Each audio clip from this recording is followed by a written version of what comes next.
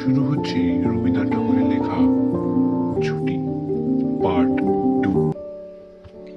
মাখন তৎক্ষণাৎ ভূমিশয্যা ছাড়িয়া ফটিকের উপরে গিয়া পড়িল, একেবারে অন্ধভাবে মারিতে লাগিল।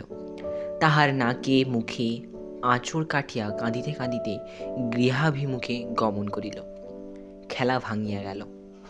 ফটিক গোটাকতক কাশ উৎপাটন করিয়া লইয়া একটা অর্ধনিমগ্ন নৌকার গলুইয়ের উপর চড়িয়া বসিয়া চুপচাপ করিয়া কাশের গোড়া চিবাইতে লাগিল। এমন সময়ে একটা বিদেশি নৌকা ঘাটে আসিয়া লাগিল। একটি অর্ধবয়সী ভদ্রলোক কাঁচা গোঁফ এবং পাকা চুল লইয়া বাহির হইয়া আসিলেন। বালককে জিজ্ঞাসা করিলেন, চক্রবর্তীদের বাড়ি কোথায়? বালক ডাঁটা চিবাইতে চিবাইতে কহিল, ওই হোথা। কিন্তু কোন দিকে যে নির্দেশ করিল কাহারও বুঝিবার সাধ্য রহিল না। ভদ্রলোকটি আবার জিজ্ঞেস করিলেন, কোথা? জানি নে।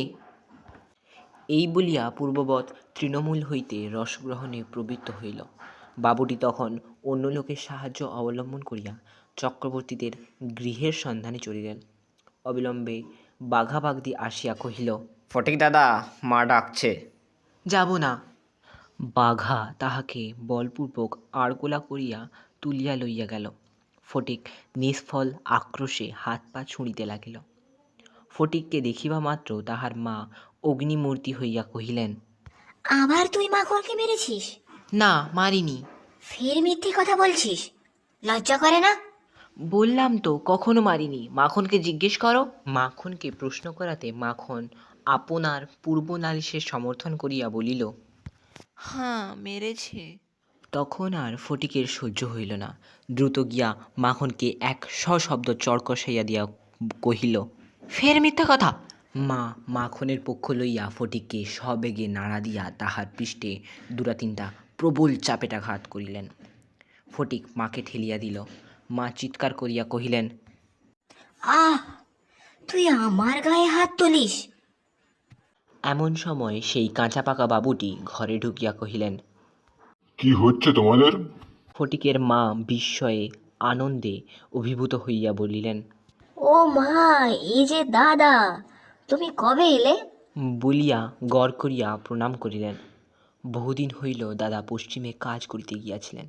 ইতিমধ্যে ফটিকের মার 2 সন্তান হইয়াছে। তাহারা অনেকটা বাড়িয়া উঠিয়াছে। তাহার স্বামীর মৃত্যু হইয়াছে, কিন্তু একবারও দাদার সাক্ষাৎ পায় নাই।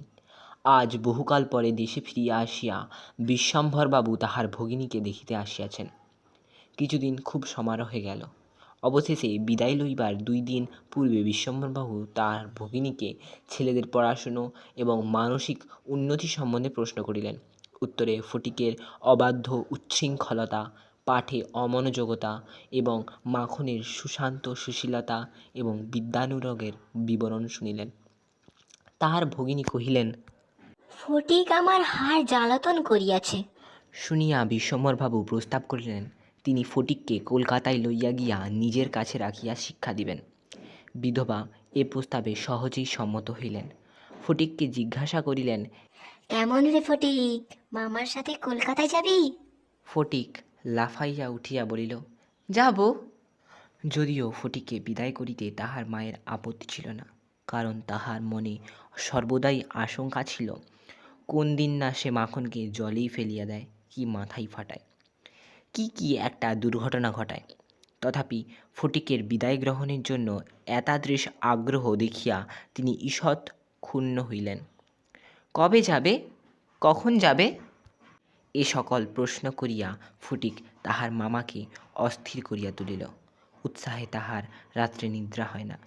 অবশেষে যাত্রাকালের আনন্দের ঔদার্যবশত তাহার ছিপ, ঘুড়ি, লাটাই সমস্ত মাখনকে পুত্রপৌত্রাদিক্রমে ভোগ দখল করিবার পুরা অধিকার দিয়া গেল। পার্ট 3 এর জন্য অপেক্ষা।